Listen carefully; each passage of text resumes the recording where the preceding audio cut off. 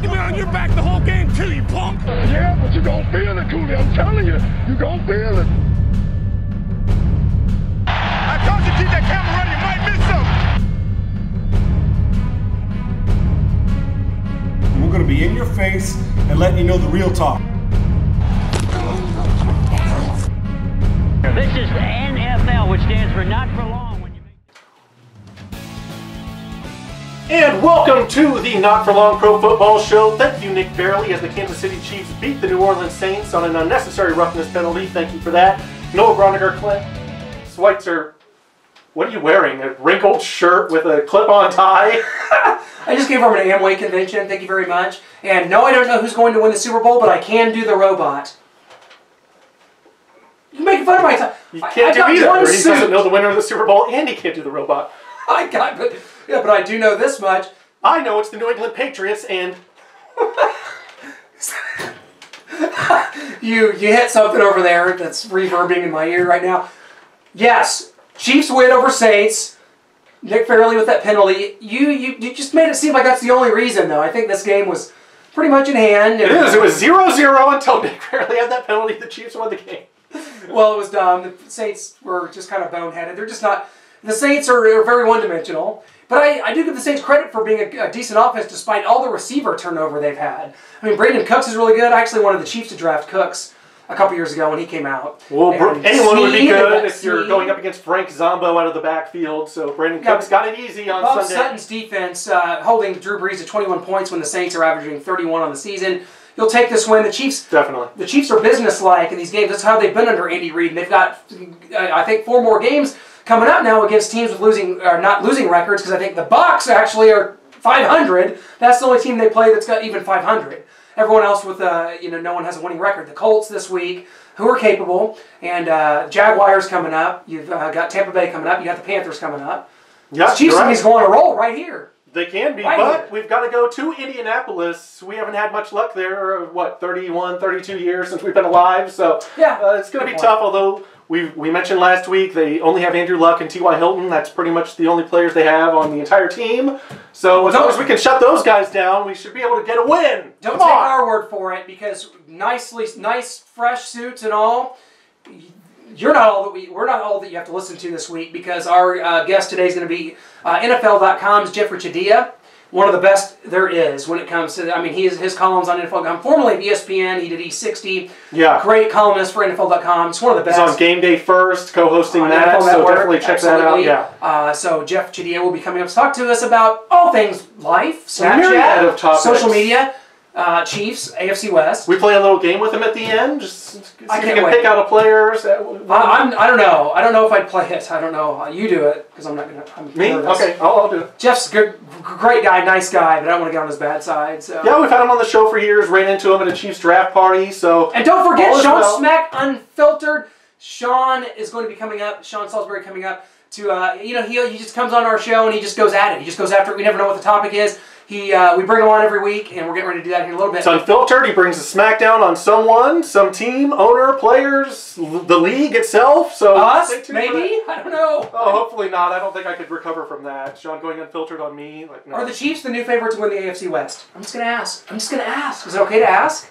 I think it's okay to ask that question. I think it's got to be the Chiefs or Broncos. I don't know about that answer. But they haven't played yet. The Chiefs do have the best win in the division so far, though. It's a road game against the Raiders, and the Broncos don't have that. So I like that Broncos defense when it goes up against Kansas City Chiefs. I mean, what are we going to do? Can we run the football with Spencer Ware on them? They've got 2 good corners, although that doesn't seem to matter because Alex Smith spreads the ball out to 12 different guys, even though we should probably focus a little more on getting the ball to Kelsey and Macklin, the 2 stars, the 2 money makers on this team.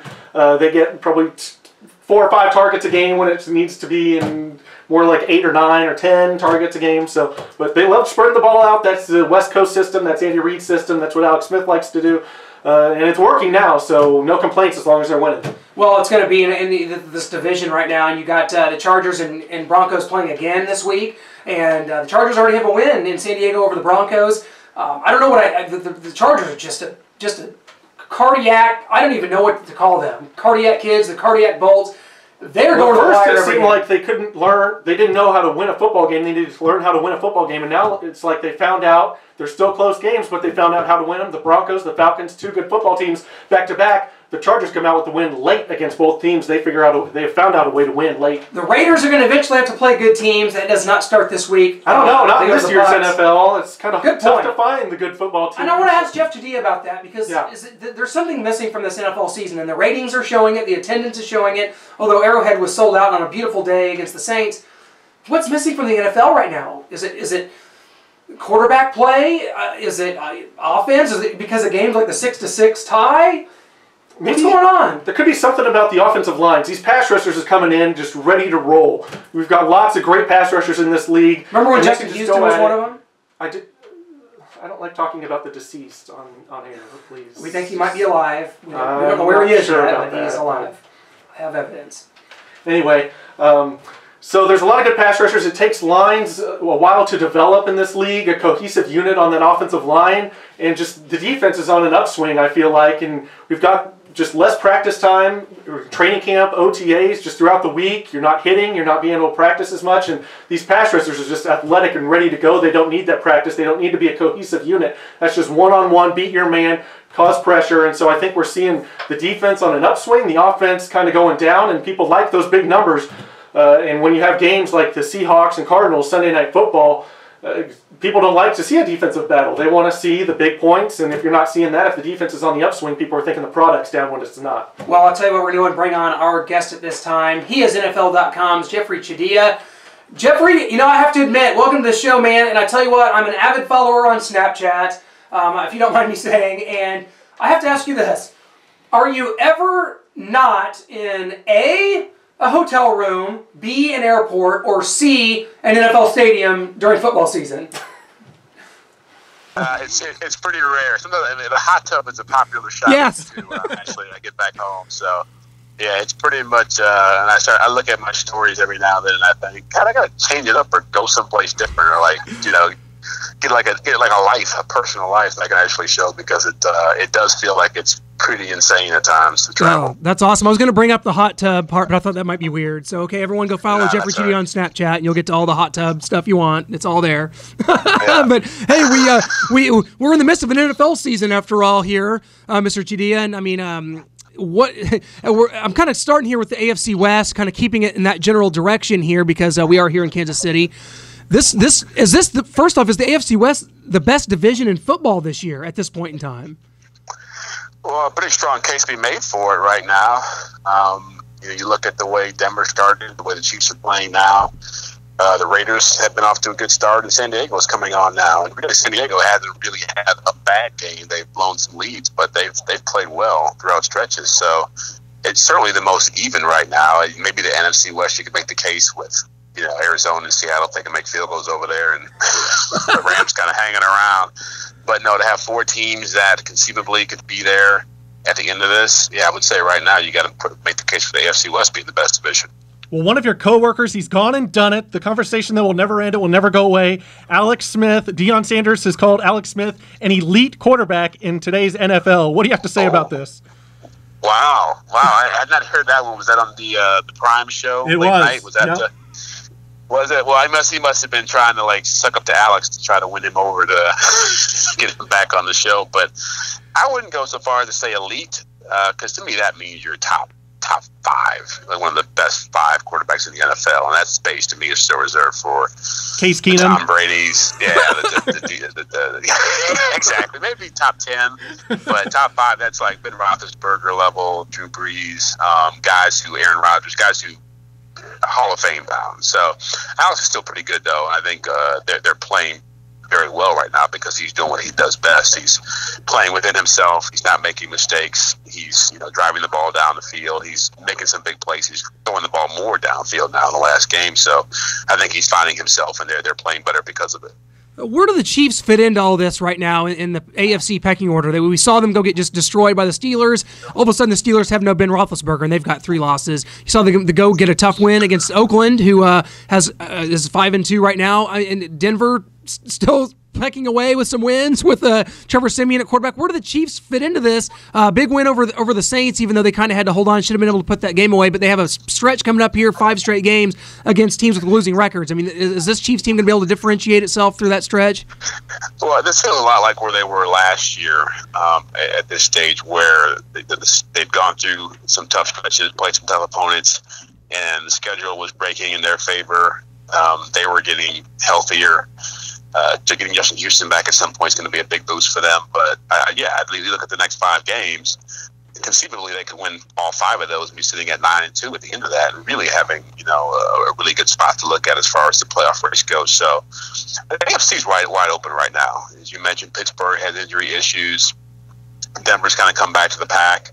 The Bengals, who I thought were going to be a really good team, have not really taken off the way I thought that they would. And Houston struggled too with J.J. Watt going down. So New England is the only team out there that really looks dominant, and they're not really as strong as they've been in the past. So if I had to power rank the teams right now, I'd put the Chiefs probably 3 after Denver and New England. Well, you mentioned New England being a powerhouse, other teams coming back to the pack. It seems like everyone is coming back to the pack. The Patriots are at the top. Everyone else is tied at 32nd. I mean, we've kind of gone and said that the Patriots are the powerhouse. This is their Super Bowl to lose. And the other teams, it's just kind of a rec league. They're kind of their moms are taking them to the field. They've got juice boxes, maybe go to pizza shop after the game. What do you see in this NFL? The ratings are down. It's just not good football. What do you see? Well, talk about the ratings being down. I don't think that's just about the product being, damaged or flawed. I think it has more to do with how people watch TV nowadays. I don't know if ratings are the best judge of whether people like a sport or not, because I think all across sports you're seeing ratings go down. Maybe college football is still doing well, but I know the NBA and Major League Baseball has struggled, certainly from their finals and World Series numbers. I think people stream more. They go to bars and watch more. They don't pay for cable the way they used to, so I think those are all factors. But yeah, the NFL also is going through a transition where a lot of their bigger name stars are leaving the game or they're getting older. Some people will argue that Tom Brady being gone for the first 4 weeks of the season, Peyton Manning retiring, those had a lot to do with it. More small market teams are playing at a higher level. I think there's a lot of factors that go into it, but I'm not pushing the panic button just yet. I really do feel like people will always watch the NFL because people like seeing people get beat up. At the end of the day. To put it mildly, yes. That's kind of what it comes down to. Well, and it's an interesting case because I remember, we talked last year. It's been about a year ago that we talked last, and it was in the middle of the World Series. I mean, the World Series is on right now, and you look back at the ratings. Typically, an NFL, a Pro Bowl will destroy a World Series game. In the ratings, but I mean, do you feel like that maybe these baseball postseasons are sort of cutting into it a little bit? I would hate to think so. I'm not a big fan of these baseball postseasons. I know you are, but how do you think? I mean, you get Cubs, Indians. That's kind of a big World Series. I mean, do you think that cuts into it a little bit? That's a fair point to make. Last year, you had the Royals and the Mets, and so there was a little bit more of a bump. But the year before, the Royals and the Giants, I know that I think both those World Series were rated pretty low. But yeah, you look at this year when you've got, especially on the National League side, big market teams like LA, the Dodgers, LA, the Giants, the Mets, the Cubs. You got a lot of teams in there that people follow, and so that helps. But I never feel like it's, you get in the second half of the season, and trust me, those numbers are going to go up. And when it gets to the playoffs, people are going to be watching, and people are going to be excited about it. I mean, fantasy football still drives a lot of this stuff. The gambling is, I probably see a better indication of the sport going downhill when people stop gambling on it. When fantasy football takes a dive, it hadn't happened yet, so I don't think it's going to happen anytime soon. Well, let's shift gears here. We're going to go on to everyone's favorite topic, Dak Prescott versus Tony Romo. What do they do? We have every human on Earth's opinion on this. So maybe some extraterrestrials have talked about it, but we haven't heard Jeff Chadiha, and it's not official until we hear your take on Dak Prescott versus Tony Romo. What do you think? I'm a big believer that Tony Romo gets his job. I think Jerry Jones is a big fan of his, has, really paid him very well, likes what he brings to that team, to that market, to that city. And it's really a win-win situation here because you put Tony Romo in, he doesn't play at a high level. You can go back to Dak Prescott. And actually, you probably expect Tony Romo to play at a high level because now he's got competition. And now he knows this young guy is on the rise. But I I would be shocked if Romo never played again for the Dallas Cowboys. I don't think it's as simple as saying this is like Tom Brady and Drew Bledsoe, because I don't think that Dak Prescott's at that level. I think that they've been very fortunate that he's played well, but he's still a fourth-round guy who's played 7 NFL games, or 6 NFL games.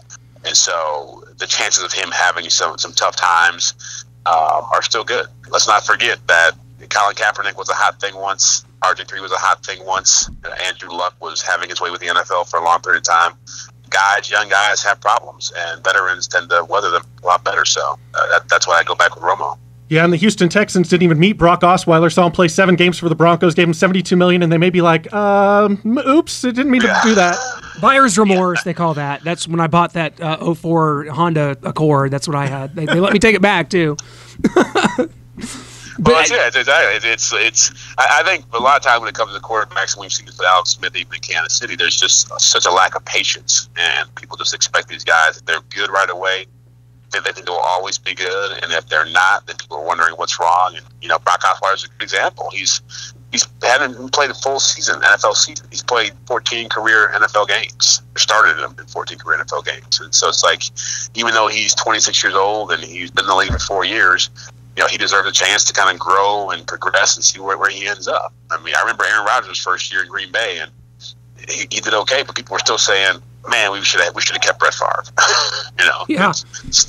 Yeah, it must be nice to have problems like that. Here in Kansas City, there hasn't been one drafted since 1983, so no big deal there. But Jeff, I want to get into kind of a topic here. We talked about the NFL and kind of where it's heading, and the ratings and stuff like that.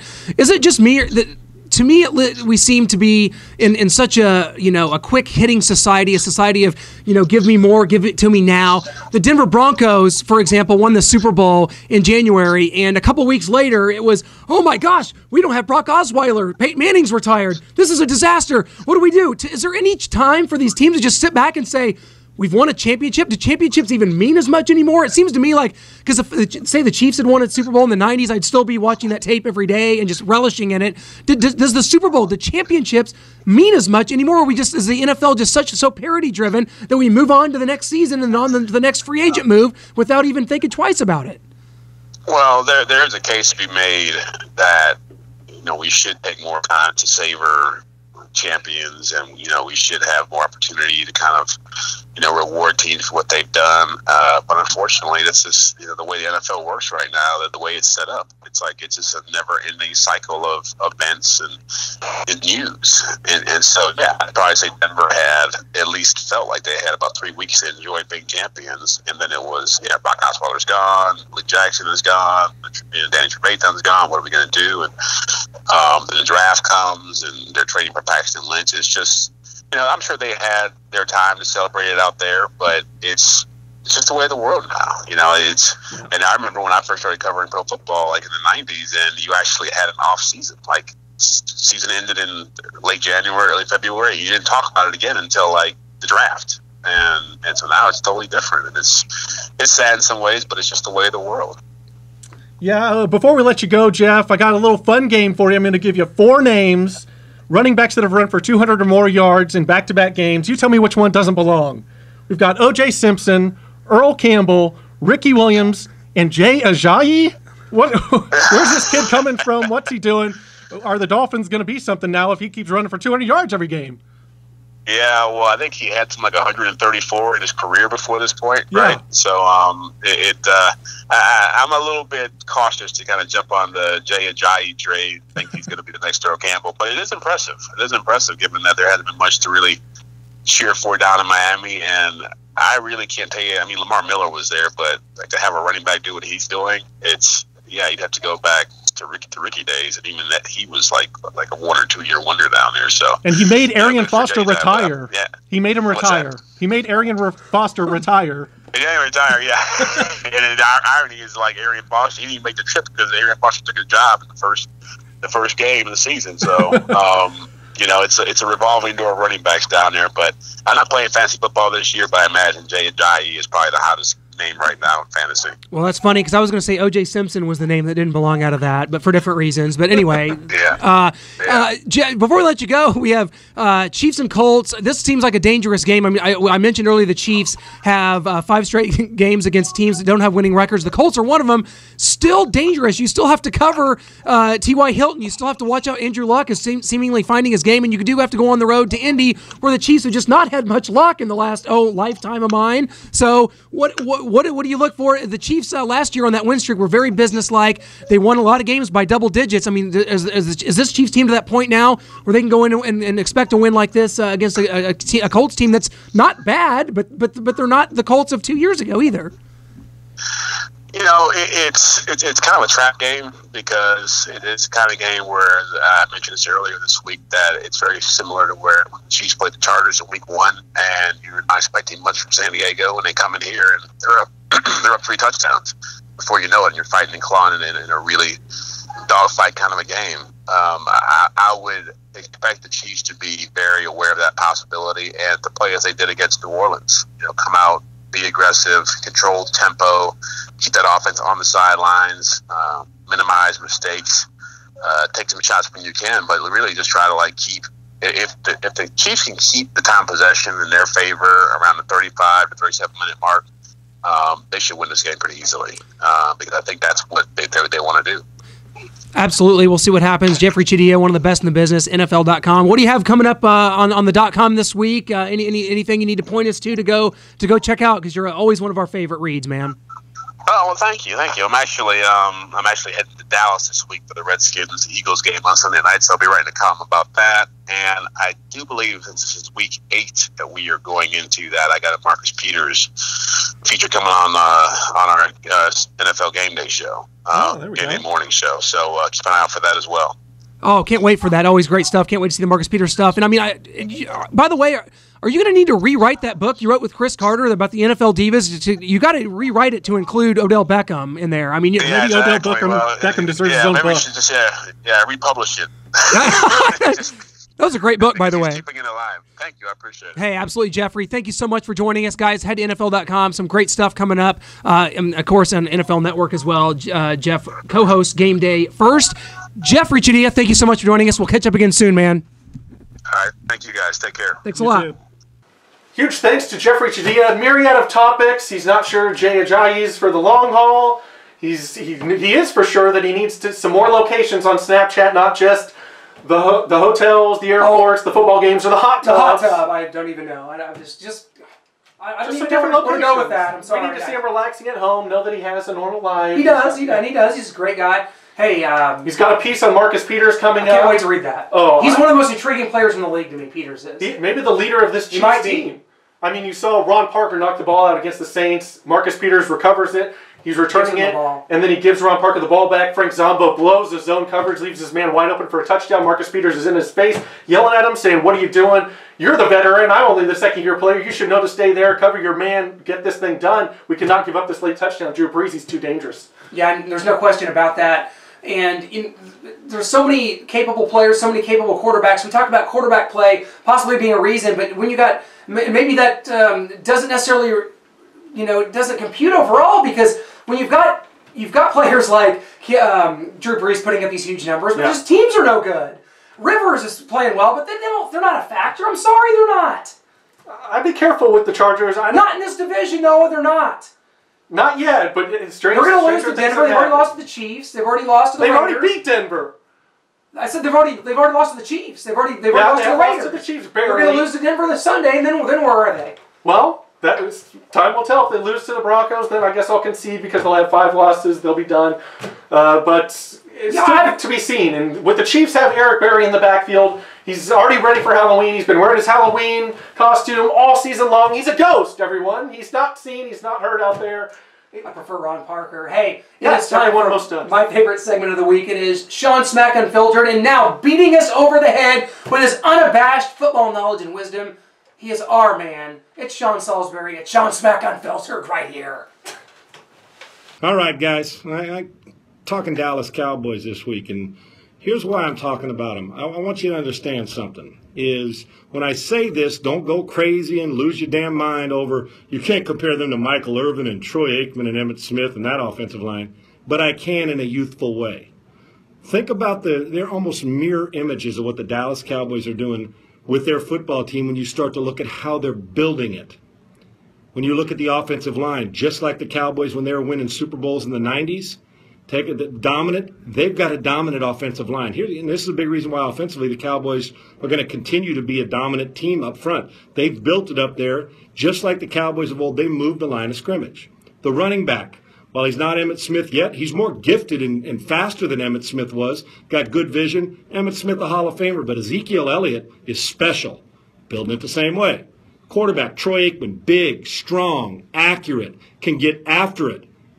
And make you miss, stay in the pocket, deliver on time, and do it the right way. Dak Prescott, same way. Mechanics are a lot like Troy's. Big, strong guy, throws on time, nothing ruffles his feathers. And here's the stats that usually end up. Remember when Michael Irvin? 7 catches, 94 yards. You look at Des Bryant when he's in the lineup, 7 catches, 92 yards. Jason Witten, Jay Novacek, same way. The running back, 120, 130 yards. Ezekiel Elliott, Emmitt Smith. How about the quarterback? Look at Aikman when they were winning. 19 of 23, 222 yards. No picks and 2 touchdowns. Dak Prescott, 18 of 24, 19 of 25, 235 yards. No picks, 2 touchdowns. Rushing for 34 extra yards. That's probably what gives him that advantage over Troy. But you start to see the similarities. And they're a long ways away, especially on defense, from those Dallas Cowboys. But when you look at the way the Dallas Cowboys are building their damn offense, we do got to give them credit for that. They got a rough one against Philadelphia this week, but they are at home. Obviously, Tony Romo's not going to be in there as long as Dak Prescott keeps this up. And I think he will. But you start to talk about the older big three and Aikman, Smith, and Michael, and you start to, and the offensive line, offensively, as far as the youthful side in building it, they're building it the exact same way. Dak, Ezekiel, Des Bryant, and an offensive line that will knock you on your ass and knock your unit right in the dirt. That's the Dallas Cowboys and why they're dangerous, especially on the offensive side. They do it efficiently with a little bit of explosion and a running back who can, well, quite frankly, be the rookie of the year and lead the league in rushing. That's your Dallas Cowboys, and that's what makes them dangerous in a very, very difficult NFC East. Let's get it back to you guys. Have a great weekend. And those are some strong words from Sean Salisbury, as always, as we can expect, but comparing this in a youthful way as to how they're building their team, this new Dallas Cowboys back to those Super Bowl team Dallas Cowboys. He likes the quarterback, the receiver, the running back trio. The offensive line is strong just like it was in those Super Bowl days. I'm not sure on the sideline, Jimmy Johnson, I'm not sure that Jason Garrett can pull that off, but on the field, I can see what he's getting at. So yeah, no, I'm interested to see. I think that, once again, you're seeing the continued growth of these rookie quarterbacks. Dak Prescott and Carson Wentz for the Eagles. The Eagles get a big win just this last week, ending the Vikings' undefeated streak. But Dak Prescott, we just heard Jeff Chadiha say on this same show a little bit ago that he thinks Tony Romo gets his job back. No! You do not do that. Absolutely not. He's saying that Tony Romo is a more prolific passer. Lots of touchdowns. Dak isn't really doing a lot. He's managing the game. But I tend to lean towards you and a lot of our other media outlets out there saying that don't ruin a good thing. It's going good. Maybe they need to manage the game and just kind of keep that defense off the field. If you have Tony Romo out there, he's taking more chances. Maybe the defense is on the field more and they can get exposed. So Dak Prescott, time of possession, I think they keep a good thing going and keep Dak on the field. I've got one for you. To me, the biggest game from last weekend was Patriots-Steelers, and I'll tell you why. Because the Patriots got to go to Heinz Field with no Ben Roethlisberger waiting in the wings there for the Steelers. That means that the Patriots will now and forevermore for the rest of the season have the head-to-head advantage over them when it comes to playoff scenarios, home field advantage. Because I think New England, although I don't think they're going to necessarily need many head-to-head playoff scenarios and tiebreakers, but they got it over the Steelers now, and they're going to have a chance to get it over the Broncos too coming up. Is there any reason to think that the Bills, who won in Foxborough a few weeks ago, are going to be able to win this game at home? I think, no. The Bills gave up 214 yards to Chadiha. They were run all over. You're a Jeffri against guy, that defense. Yes, that's right. So Buffalo had a nice little run there, 4-game win streak. They haven't had that in quite a while. It's over. They lost to the Dolphins. They gave up too many yards. The Patriots are going to be able to do the same thing with LeGarrette Blount, and Tom Brady will be able to make his plays, and Gronkowski's coming on. Nobody can figure out how to cover Rob Gronkowski. They're leaving him single covered against a safety down the seam. It's the Patriots all the way. It's the Patriots season, their league. It's over. Is this as good as Tom Brady's ever been at 39 years old? Because we were in the car the other day. We were talking about quarterbacks and quarterback play in the NFL, and like, oh, Phillip Rivers is old and Drew Brees is old, and you know who we didn't bring up as being old? The oldest one, which is Tom Brady. Thomas Edward Patrick Brady. Yes. What does that mean exactly? Other than that, we have huge man crushes on Brady. Other than that. I don't know. I think we might be saying the same thing about a Phillip Rivers or a Drew Brees if they were with that Patriots team. If they, not maybe as much as Tom Brady, but if they had Bill Belichick, if they had that defense, if they had the just consistency and stability of that franchise, of that organization that Tom Brady has. So I don't think this is the best we've seen Tom Brady. It's hard to go against that 2007 16-0, 18-1 team. Yeah, I know, but with Randy Moss and them setting records, it's hard to say that he's better than that. He doesn't obviously have that kind of weapon at wide receiver, but he is playing great football. The Patriots are playing great football. Maybe not as great as some of the teams we've even seen in the past, but because the league's down, they just look so far ahead of everybody else. Yeah, they have left everyone else a bit in shambles because, I don't think a lot of teams are that much better or worse than a year ago. I think you got a lot of 500 type teams right now. Some teams are going to emerge. Maybe they'll be the Chiefs, Raiders, Broncos, or the West looks really good. Someone's going to emerge up there and have good records. I don't know what that means when it comes to going to Gillette in the playoffs, but they're the standard bearer. They're the gold standard for what an NFL franchise should be, and I think that they're almost underrated because it's so standard and so normal, and we've seen it so many years. But if they won another Super Bowl, buddy, my God. We're talking about the greatest dynasty maybe in sports history if they do it. I think you have to start talking about them like that. But, I mean, we've got a big game coming this Thursday night. Ratings are dipping. I don't think so anymore. Titans and Jaguars get at it. We got a big physical action. Marcus Mariota, Blake Bortles. No, nothing. I tried to sell it. You lost me at Blake Bortles. But I did? I had you at Marcus Mariota and then I lost you at Blake Bortles. Okay. Remember that? There was one week you had a Jaguars helmet up here as the team that impressed you. By the way, if these helmets seem a little random, they're just basically teams that impress Noah. Yeah. For one weekend. That's teams that won. I don't disagree with any of these. Over other teams that weren't absolutely woeful. Well, yeah, the Broncos aren't up here. Went over a playoff team, the Texans. The Broncos, they're going to win that division. Noah, they're going to be a playoff team again. They are, and they're also probably going to get beat 30-0 again by some lucky team out there that gets to face them in the playoffs against facing the Texans. So the Not For Long Pro Football Show. We are coming at you every week. Noah, it's just a pleasure. GreatAmericanSportsNetwork.com. That's where it all stays and plays. Our website, all of our stuff's archived there. Not For Long is seeing that suit again. That suit is not for long. You call this a clip-on? It is. Yes, it is a clip-on. It's a horrible clip-on. I mean, I hate this stuff. I hate dressing like this. I know, that's why I go with the polo, nice, relaxed. It gets me calm, gets me ready, got my nose sent out. I feel like if I look better, I'll play better. Not always the case. That's not always true.